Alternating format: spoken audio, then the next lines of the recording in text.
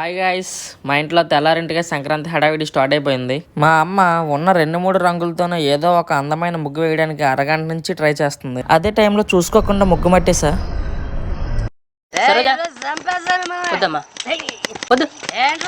ఇదేదో టెన్షన్ ఉన్నట్టున్నాడు, కాసేపు ఆడుకుందాం.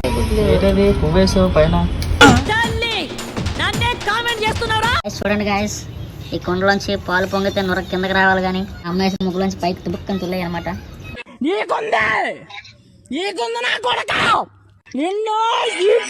ఈ ముగ్గుల పోటీ అంతా కంప్లీట్ అయ్యాను కాసేపటికి మా అమ్మ నాన్న నలుగు పిండితో రప్ప రప్ప అంటూ మా తమ్ముడికి ఒళ్ళంతా మామేస్తున్నారు.